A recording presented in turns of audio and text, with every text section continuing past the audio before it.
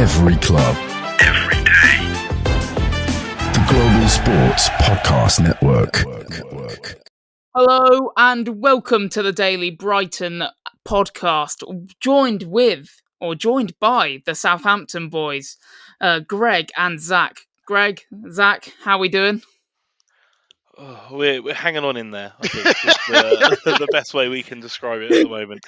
Give over. You literally about 5 minutes ago told me that you're upset that we're probably going to miss out on Champions League spots this year. Yeah, I think it is the time of the season that we have to accept that might be gone. Surviving. Guys, don't give up hope. You know, the Champions League or Conference League, you might still have a chance. With any luck, we'll have to see. Yeah, I've got to say, it's not been the best start of seasons for Southampton. 4 points, only 1 win, 1 draw, 10 losses. I hate to just keep rubbing it in, you know. I'm sorry for doing this. It's fine. Goal scored, second most conceded. Guys, where's it all going wrong?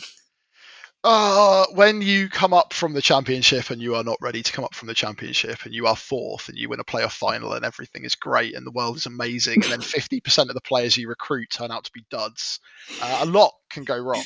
Yeah. If you listen to our fan base, it's entirely down to the fact that Russell Martin likes to play out from the back. I don't really know.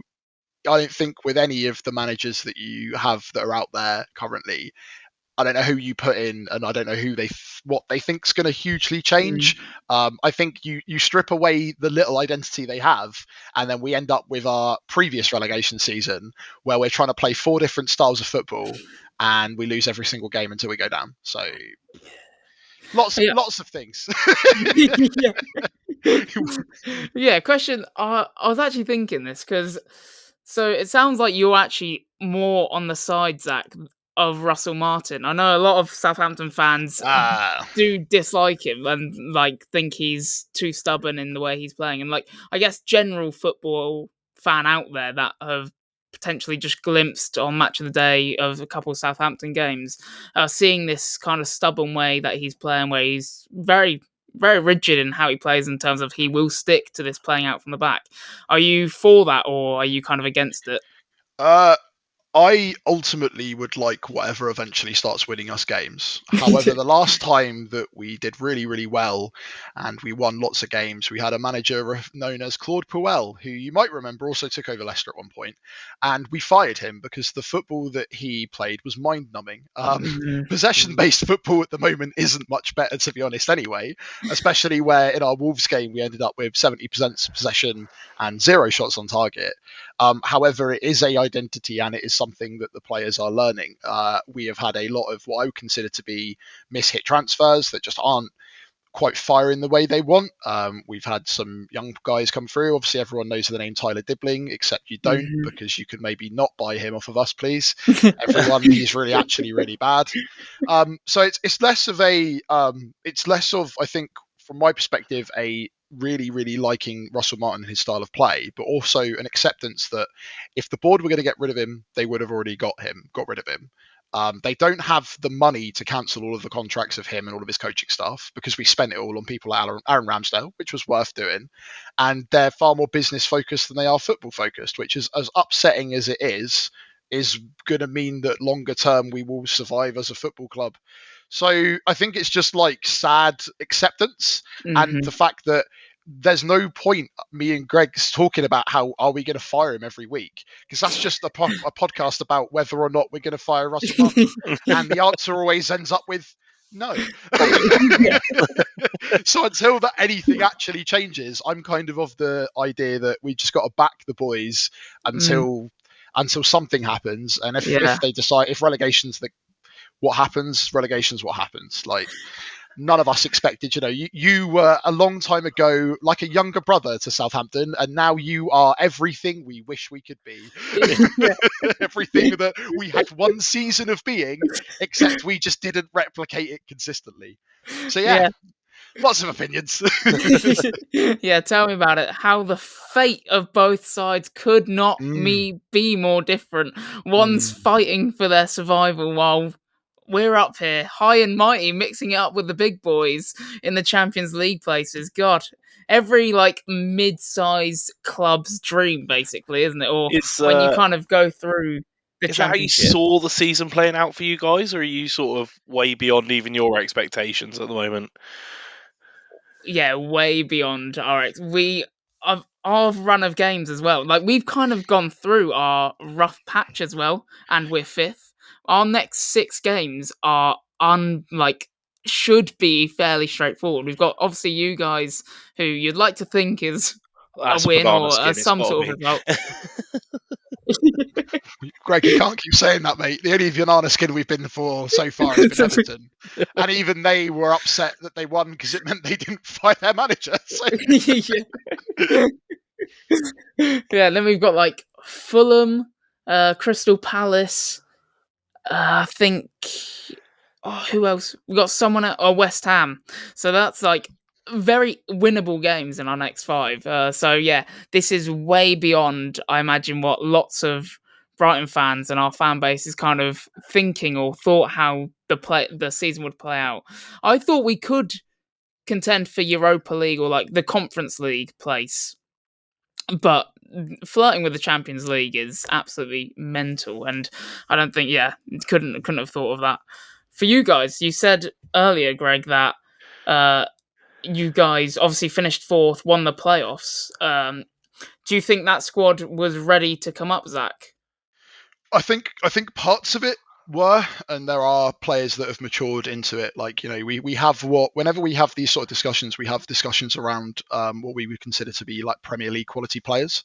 So coming up, you sort of had a Flynn Downs was, I think, ready to step up. Mm-hmm. Taylor Harwood-Bellis was ready to step up. Jan Bednarek, previous Premier League mainstay. Kyle Walker-Peters, Joe Aribo on his day, and then kind of a lot of players around that we were kind of like, well, let's recruit to kind of fill those gaps, and some of the others that we'd expect to be doing better. And I think what's happened is that some of those players that we'd expect to do better haven't done as well. Players that weren't even on our radar, like Tyler Dibbling at the beginning of the season, have ended up being absolute, revelations for us, regardless of the results. Some players who we've purchased have been what we thought, we didn't realize how much we'd get out of them. Like Yuki, I know he's not everyone's favorite at the moment because he was at fault for the one of the goals. Yeah. However, at the same time, for £5 million, I think he was an absolute bargain signing. But then also, as me and Greg are going to be discussing tomorrow, whenever the Wildcard Wednesday podcast goes out, Yesterday. we're talking about some of our transfers. Yesterday, there you go. Thanks, mate. and some of those players, that we had higher expectations of. There have been some that we've spent quite a lot of money on loan fees and stuff. That we haven't ended up. There's one of our Daily Echo journalists is gunning for Evan Ferguson because, but instead we spent all that money on Maxwell Cornet, who, if you didn't know, he's actually on loan at Southampton. If you don't know, it's because you've seen him play about 5 minutes. Yeah. So I don't know if it was 100% disappointed ready. against Stoke, which I think really sums it up, right? Like, if you can't be a pacey winger playing against Stoke, then what hope have we got? Yeah. I think that's it. I think we have. I think that the players were ready to give it a go. And I think that whenever you bring in a huge amount of new players, it's going to upset the balance a little bit more. Some have adjusted to Russell Ball, whatever you want to call it. Some haven't. And the quality of the Premier League puts us to the sword, because when we make mistakes like we did the other day, they will be capitalised on. And when you're playing against Rotherham, that doesn't happen as much, 100%. And yeah, you mentioned that Evan Ferguson there. Obviously, it seems like you do kind of need a striker. We were actually talking on our Wildcard Wednesday pod because Brighton announced that they're actually okay with like letting him go out on loan. So, and I actually suggested to the guys that we do our podcast with, I said, Southampton would be a good spot for them to go, and it would give him minutes. It would give him a little run around to actually play and hopefully build some confidence to actually get those goals. Although it could be quite tricky, which is what Bless said. One of our guys said that it could knock someone's confidence if they only score like 4 goals while they're playing every minute or whatever. But yeah, after the break, we're going to be talking about our last week's fixtures. So stick around for that. This podcast is part of the Global Sports Podcast Network, the only network bringing you exclusive daily news and views on your Premier League team, the Premier League, women's football and fantasy football. A unique listening experience that puts fans first, bringing you the very latest breaking news from your team. Subscribe wherever you get your podcasts and make us your first listen every day. Global Sports Podcast Network. Every club, every day. And we are back with the Daily Brighton podcast, along with Southampton. And we're going to talk about last week's fixture, because, boys, you got... That was unfortunate. It was a prime-time game against the big side in Liverpool. And to lose 3-2, I actually thought you guys played very well. How would you assess your performance against Liverpool, Greg? Yeah, do you know, the further removed we get from it, the more I'm seeing the positives and sort of feeling the hurt a little bit less. There was, we knew it was going to be tough. We were without Ramsdale and without Yanni B, and we still managed to score 2 goals, 2 reasonably good goals, well worked. Maybe a questionable penalty, but we don't worry about that. And a really good goal from open play, and we were in front. And the problem was we probably scored too early, if that's a real thing, because I don't think any Saints fan was sitting comfortably at 2-1 up thinking, well, we got this in the bag.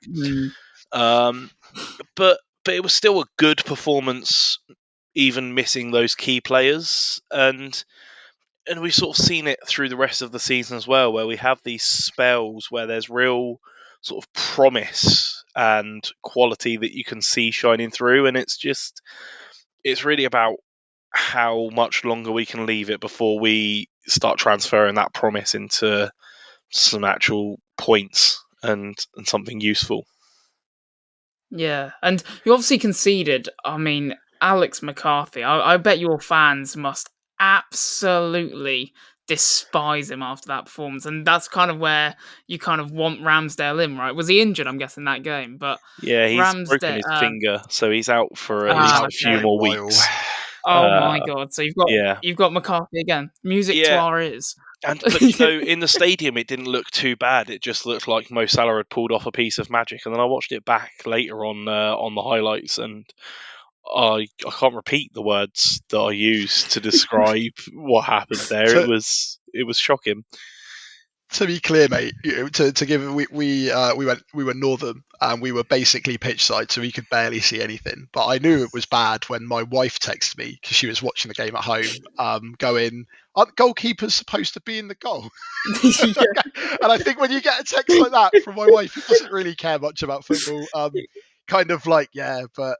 Yeah, it is. I think that he felt it probably as much as everyone else, right? Like at the end of the full-time whistle, Ramsdale basically came out from the stands to give him a hug, because that's got to be a hit to your confidence. Your 150th appearance for the club, a club that you've probably put a lot of your heart and soul into the last couple of years, and then you concede a goal like that. But because he's been a long-time servant, hasn't he? He's not been too bad for you guys, just probably at the lower levels.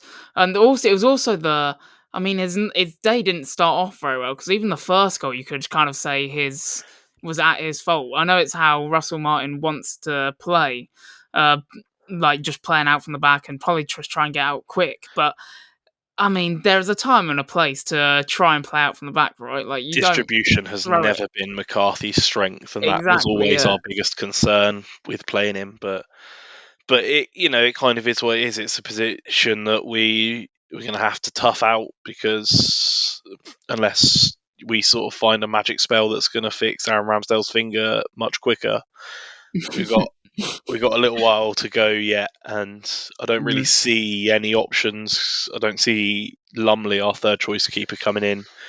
Like there was a period last season when we lost Bazunu, who was our first choice keeper, and Lumley was supposedly our second choice keeper, but Russell Martin actively chose to play McCarthy over Lumley. So it was a bit of a strange one. So, but we'll see what will come from that.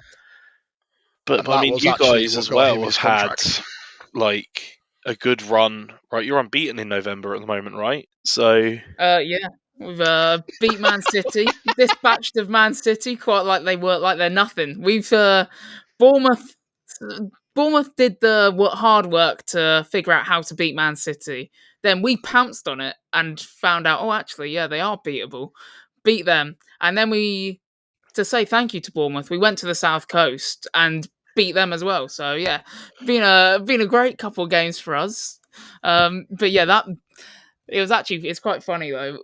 The big-headedness aside, it wasn't actually our best performance against Bournemouth, and I actually thought they were kind of the better team to an extent. They had much more of the ball. They had way more shots. The red card obviously did help them, but we were just more clinical. I think that we had much more quality on the pitch, like especially in the final third. Welbeck's come on leaps and bounds. We say this every single time, every crossover pod that we do. He is just a new man. He's a reformed man under Hertzler. Then João Pedro is like our star boy, and then Ruta playing off both of them is magic. So that's something I'm really looking forward to going forward. Hopefully we do play all three. But yeah, we were just more clinical than them. Sounding pretty scary, to be honest. It feels well, it's like Mato's been in my fantasy team for probably the last 3 years because he always seems to just randomly get goals that no one really talks about. But yeah, the problem is you are everything that Southampton wanted to be.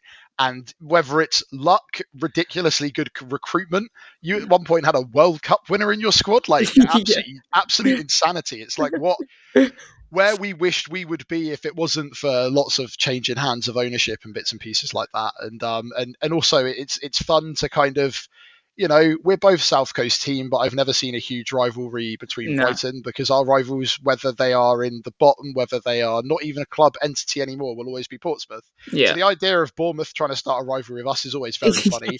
Watching them attempt to start a rivalry with you and then mess about and find out was very, very funny. I did hear it labelled the Seaside Derby, but I've got which to is say that absolutely Bournemouth ridiculous. has the better beach, if we're being honest. Yeah. Oh, yeah. But it's Brighton actually just definitely have the better 14 football miles side. of sand rather than pebbles. Yeah. The ability to go 2-0 up, but then also even with the red card keep it, because the problem is even at 2-0 up without a red card, every Saints fan will be going, will it be 3-2 by the end of the game? Yeah. And the problem is 9 times out of 10 it will end up being that because of silly mistakes or just, I guess, the mentality of getting over the line. You kept them out until the 93rd minute where former Saint, who probably is only getting game time at Bournemouth now because we gave him a full season, David Brooks scored. But this is the thing. But you look at it is from a football perspective, game ahead aside, it is a club to admire.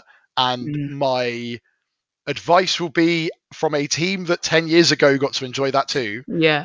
Enjoy it while it lasts. But the problem is every time anyone's said that to you, all your players go, you have a new manager and a new season, and somehow you just keep getting higher. It's insane. That doesn't happen to us. We had Pochettino go, we had Koeman come in, and then Koeman went, and then after that, it's kind of just been downhill. Wherever we're at now. Like I remember at one point we had Sparky in charge, and then we gave him like a 3-year contract, and then fired him about a game later. It's been a long road for us to be where we are. Yeah, 100%. I do envy your kind of path because it is something that we've not experienced for like a couple years, and not a couple years, like even longer than that. Like I think maybe 7 or 8 years, 7 years, where we just keep selling our players but recruiting better players. Like we sold Caicedo, everyone thought, I know it's big money, but he's going to be a big loss. Baliba's replaced him. We sold McAllister, the World Cup winner. Everyone was thinking, that's going to be a big loss. Then we just found Pedro to replace him. Slightly different positions, and then you get like every single season, like Tony Bloom and the recruitment, whoever's doing it needs an absolute guard of honor at Brighton. Danny Welbeck, it's like you're saying about him, right? Like it's one of those things where if you asked most average football fans what Danny Welbeck's doing nowadays, your kind of brain would just be like, oh, surely he's off in Turkey or Saudi. But he's not. You've managed to get him back into the Premier League, like scoring quite a lot of goals and just being like a revelation. And like, it is mad because we tried to do that. We managed it 2 or 3 seasons, right? Like we brought Alderweireld in. He went to Spurs. Yeah. We brought Lovren in. We replaced Lovren with Van Dijk. Both ended up at Liverpool. But then after that, It just kind of hasn't. We weren't able, when we had that one season where we had a lot of change of ownership. We had like Gillette Carr, which, Yes. Greg's probably going, oh yeah, we did have him. Yep, plays for Olympia, plays for Lyon now. Like we had quite a few players we kind of brought in, and then they didn't work. That Van Dijk money went on people like Mohamed Elianusi, who played like somehow every game under Hasenhüttl and did nothing of note until he scored in the Champions League for Copenhagen. So yeah, it's you guys are a fantastic, good footballing story, and I just really hope that you don't get dismantled like a lot of the other clubs through just money, essentially. Yeah, 100%. And us at the Daily Brighton podcast will take that, and we will use that. We will take the next 30 seconds to revel in all those kind words during this ad break. Here at the Global Sports Podcast Network, we've spent a lot of time selecting our delivery platform. Zencastr came out the clear winner. With 4K video recording from your phone and AI editing that automatically removes all those ums and ahs, it's super easy to start a podcast that sounds great and is delivered efficiently. If you're ready to tell your story, check out the link in the show description to learn more about Zencastr. And we are back with the Daily Brighton and Southampton crossover. So guys, it's about time we talk about how this game will play out, how we think how we see this game going. And Greg, I'll put it to you. How do you see this going? Look, I haven't predicted a Saints loss all season, and it's not gone that well for me so far, but still, I don't know. It feels like a dangerous game for us. Friday nights historically don't serve us particularly well, but I've got to stay the optimistic course, and I think we might scrape a 2-2 draw this week. 2-2 draw. Well, Zach's putting a shocked face because that's the first time I've predicted a draw as well. So yeah, that's why. Well, so much respect to the Brighton boys. To be fair, there have been our last 5. I was looking earlier. There have been 2 draws and then 3 Brighton wins in our last 5. But there are 2 draws, and I think before that, I think it was before 2020, where you guys beat us 3-1 or a couple of times as well in the row. But so it is, and then Friday nights, like you say, it's quite a interesting time to play. Zach, how do you kind of see the game going? Is this where you can see Brighton drop points potentially, or Southampton do an upset? It's so hard to predict how we will be, because there are days where we turn up like we did the other day and we get 3-2 against Liverpool. And there are days like where we turned up to Wolves and decided to not shoot for the entirety of the game. So it's difficult to predict. We've had a bit of a revelation in Paul Onuachu played such a good game against Liverpool, and quite frankly, I'm really happy for him, because me and Greg haven't been his biggest fans. We've not really seen what the hype's been about, and to be honest, he still hasn't actually scored. So for a striker, like, he's not done what the job would be. But we also had Shane Long for a long time, who went the longest period of time without scoring, I think, like ever. Like, it was like a year and a half or something between goals. So maybe if we decide to be a bit more risky and potentially play 2 up the front, which is what we've kind of hoped for. We've hoped for Archer and Onuachu at the same time, because the idea of, playing to both of their strengths instead of trying to play to one is probably something that we should maybe start doing. And there are going to be changes, because we've still got Jan Bednarek out. We've still got Alex McCarthy out. I think playing Flynn Downs at centre-back wasn't the smartest idea last game. So it'll be interesting to see what he wants to do and try and attack from the front foot. But, we go into every game, I think they go into every game wanting to win, regardless of how it feels. And on our day, if the chances go our way, maybe we could beat you guys. But it also, to underestimate you is, to do so at our peril. And it will be interesting to see how it plays out either way.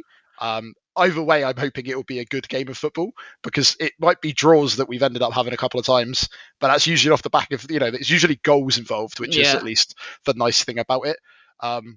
As Greg likes to say, every single match we have will not make or break our season. But out of the run that we've got, it is probably one of the ones that the mentality of the fans will be, we should maybe take something from. Whereas, I'm kind of the mentality of every game in the Premier League. As we've seen this season, anyone could beat anyone, especially with City's downfall. Like, they haven't even had like any of the points deductions or the charges go through yet. Yeah. And they're seeming to have like absolute meltdown behind the scenes without Rodri. So who knows what the future will bring, but I think it will be an exciting game either way. I'm hoping for an exciting game, but I just don't know. It's so hard. As Greg pointed out, every time we predict anything this season, it's just been like, oh, it turns out that everything was completely different, and for some reason we're now playing like Paul Onuachu at left back and Cameron Archer at right back, and why don't we just shove Flynn Downs in striker position? Yeah, why not? So who knows? But I'm hoping for a nice Friday night game to watch either way. Yeah, Paul Onuachu is an interesting one. I watched the game against Liverpool, and he was unbelievable. He was like holding off Van Dijk and Konate. I'm not like, you signed him 2 seasons ago when you were first in the Prem, right? And he was woeful. Came from 11 games, nothing. Yeah, nothing. And then didn't play for you in the Championship. Was he out on loan or something? He was out on loan in Turkey, where he put in a good shift, which is what I think got him back into training. The problem is, that's his level. It's like, I think he came from like, I don't know why I know this guy's career so much, but he came from like Belgium, didn't he? He did. And he was sick there. But did you see, one of the things I'll ask you and your audience to do when everyone's finished is to go and have a look at the hat trick compilation of his season, which is like, it sure is a hat trick. Yeah. It's the most uncomfortable hat trick. It looks like he can't play football. Everything is accidental. I think one of the goals, he literally tripped over the ball and it went in the net. Like, it was... So he's not a goal threat, really. He's just a massive mountain of a man that can hold it up. That is a figure. He did come off with some sort of niggle, but he looked to be milking that a little bit. I think he was just knackered. He's not had a 90-minute I'm not like, that's exactly Turkey, what I thought. So... He was calling for a stretcher. I was like, at one point, I was thinking, mate, you want a stretcher just so you can lie down. We had a good laugh in the stands, thinking that they were never going to find a stretcher big enough. There was not. The medic went out was about 4'2" as well. Oh dear.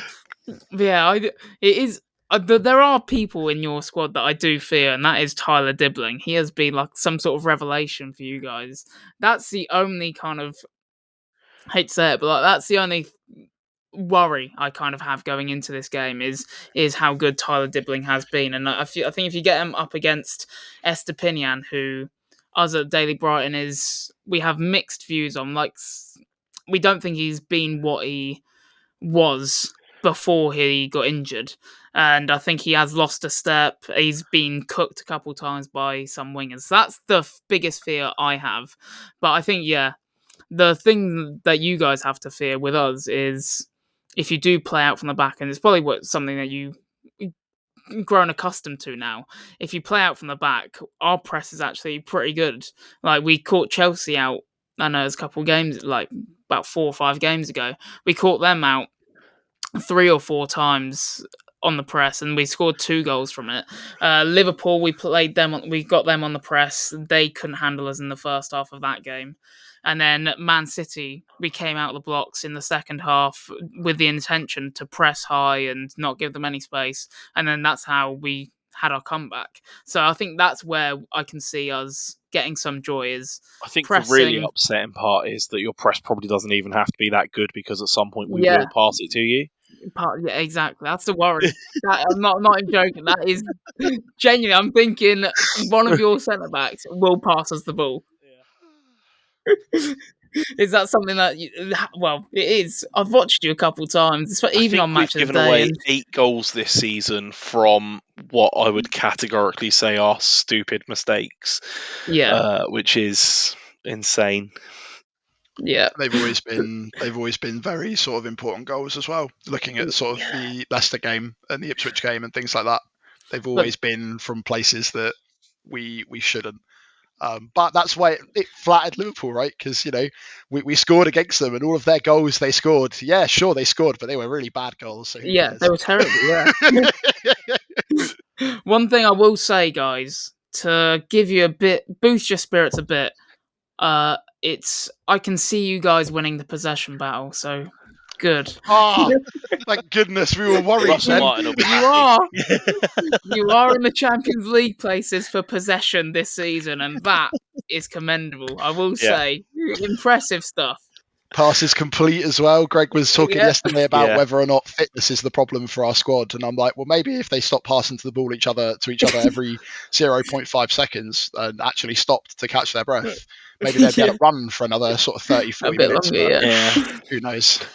So let's go score predictions then. So Greg, you said 2-2, right? Yeah. Zach, did you say yours?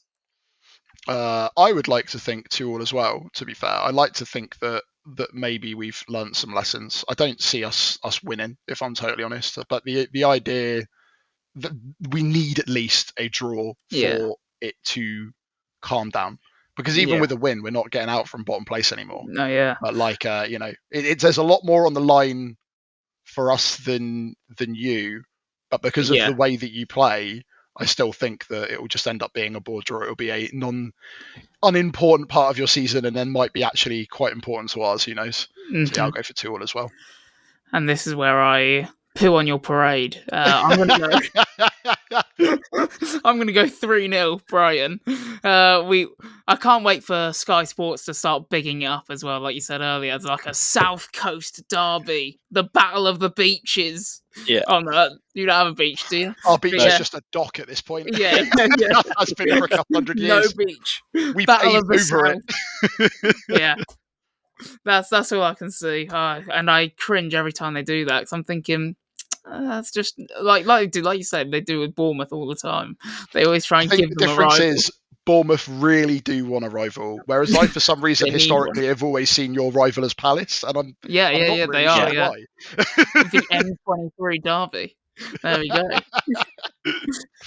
But yeah, lovely speaking to you guys, and I would like to say good luck for the game ahead, but I wish you zero luck, and I hope Brighton get into these Champions League places and put pressure on City. We're only 3 points behind them now, I think, or a couple points. There we go. Knock them out of the Champions League places. But yeah, lovely speaking to you guys, and we hope you've all enjoyed listening at home. That's it from me, Jamie G. That's been Greg, and that's been Zach. Peace out, guys. Every club, every day. The Global Sports Podcast Network.